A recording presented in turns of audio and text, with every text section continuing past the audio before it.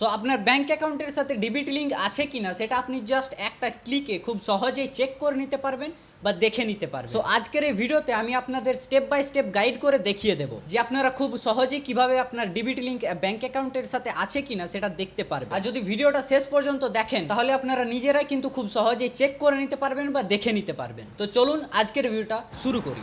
So simply আপনাকে Google ক্রোমে গিয়ে আপনাকে এখানে মাই আধার লিখে সার্চ করে নিতে হবে এবং এখানে যে মাই আধারের অফিসিয়াল ওয়েবসাইট সেটাকে লগ ইন করে নিতে হবে। তো যেমন দেখুন আমি এখানে কিন্তু আমার যে আধার ওয়েবসাইটটাকে লগ ইন করে নিচ্ছি। এবার এখানে দেখুন লগ ইন বলে যে অপশানটা আছে সেটাতে সিম্পলি ক্লিক করে দিতে হবে। এবার এখানে লগ ইনটাতে ক্লিক করলে এখানে কিন্তু দুটো অপশান আপনার কাছে শো করবে।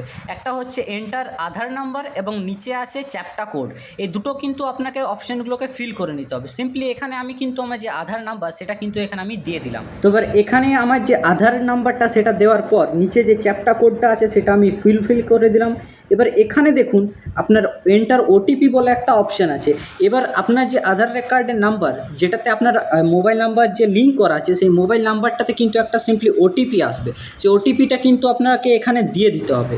এবার দেখুন আমার যে ওটিপি সেটা কিন্তু চলে এসেছে। তো এবার আমি এটাকে কি করব, কপি করে এখানে কিন্তু পেস্ট করে দেবো এবং এই যে লগ ইন যে অপশানটা এটাতে ক্লিক করলে কিন্তু এই যে পেজটা সেটা কিন্তু লগ ইন হয়ে যাবে। এবার দেখুন এখানে লগ ইন হয়ে গেলে একটু স্ক্রল করলে দেখুন অনেকগুলো অপশান কিন্তু এখানে শো করছে।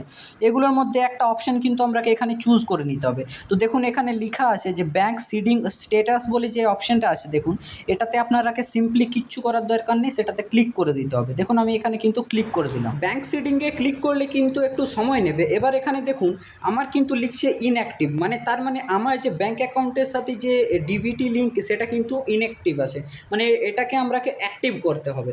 এবার এখানে দেখুন আমার যে ব্যাঙ্ক ডিটেলসে চারটে কিন্তু লাস্ট ডিজিট কিন্তু এখানে শো করছে, তার মানে এখান থেকে আমি কনফার্ম হতে পারি যে এটা আমার ব্যাঙ্ক অ্যাকাউন্ট। এবং দেখুন এখানে ইনঅ্যাক্টিভ যেটা লেখা আসছে এটা কিন্তু আমরাকে অ্যাক্টিভ করতে গেলে ডিবিটি লিঙ্ক কিন্তু আমরাকে করতে হবে। আমারটাতে ডিবিটি লিঙ্ক করা নেই, সেই কারণে কিন্তু এখানে ইনঅ্যাক্টিভ লিখছে।